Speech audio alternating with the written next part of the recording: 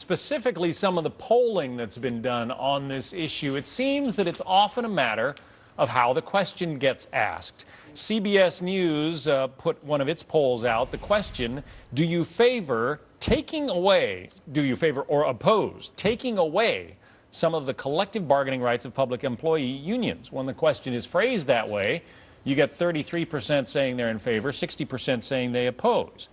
Quinnipiac University put out a similar poll, but they used this language: in order to reduce state budget deficits, would you support or oppose limiting collective bargaining for public employees? 45% then say they would support it, 42% say they oppose it. It's all in how you ask the question. Absolutely, it always is. Yet the media this week has ran with the poll, the first poll that you cited, trying to say that the American people are opposed to collective bargaining. I will say this: I think Republicans have done a bad job educating about what collective bargaining is and what is at stake. I think the Wall Street Journal has explained it very well on their editorial pages. I will say, too, this last week, the media, I think, in a rush to paint all of these states with the same brush, make this about collective bargaining. The left-leaning media has left out a lot of things.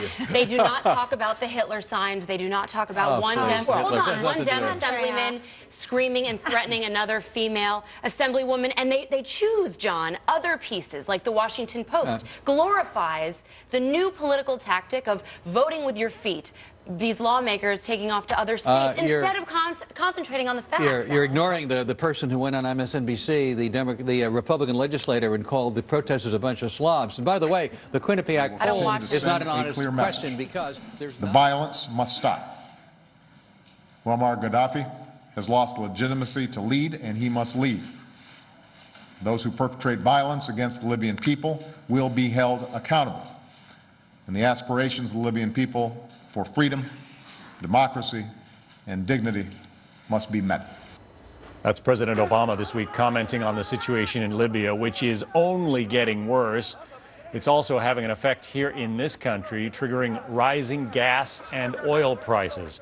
Judy, I want you to hear what Jonah Goldberg, the conservative columnist, wrote at usatoday.com. Obama's Libya response lacks courage and direction, was the title. He writes, President Obama's response to events in the Middle East, particularly in Libya, are so opaque, so convoluted, it's tempting to think there's some ingenious master plan there, in effect, behind the scenes that he hasn't clued us in on. Is that it? Does anybody else see it that way? I don't know what Jonah Goldberg's problem is right now with the president. I think that the president's problem is that he has now said something. He has said this man must go, and there is a gap, as many commentators have pointed out, between that declaration and the assistance that the American government is prepared to provide to make that goal happen. And the fact of the matter is we're descending into a bloody stalemate in which Gaddafi is going to be able to kill a lot of his own people while we stand by saying that he must go. So was the president right to get out in the media and make that statement? Well, I think that he was, absolutely. And I do think he needs to make a decision on the no-fly zone. There have been mixed messages in the media. Charles Krauthammer came out with a great column pointing to the fact that, you know, this would actually, to take over Libyan airspace, it would require military involvement.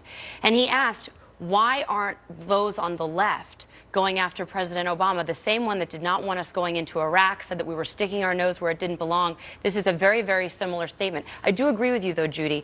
Different situation, and he has to be careful. What's interesting, though, is last week in the media, John, Chris Matthews, David Corn, liberal columnists, came out basically criticizing Obama for not coming out sooner. This week they've been silent. When it was like me and like people I knew, everything was groovy, and then the urchins and the weirdos roll in, and that's when all the garbage happens. It's when it goes bad, when it like rots and falls off the vine. Bang. When did you get that? In the movie theater a few nights ago with a couple of Top Gun pilots, F-18 pilots, watching Apocalypse. It was radical. You were there. It was radical, right? Did I flinch? I was smiling through the whole thing. Just a small sampling there of Charlie Sheen's very public multimedia meltdown this week. Andrea, you wrote an interesting piece on this topic. The headline was Charlie Sheen's sickness is also America's. Why are we wallowing in meltdown porn? Well, it's true. And there's a lot of editorials blaming the media for this, but the media only puts out there what we, the consumers, want to watch and want to buy. I mean, think about it. Charlie Sheen is essentially the same man on his hit show 2.5 Men that everybody laughs and loved and propelled to #1 and rewarded him with $2 million an episode, that he is off camera. And yet when he's off camera, we shame him. So what does that say about us? I don't think you can blame the media on this one. Well, are the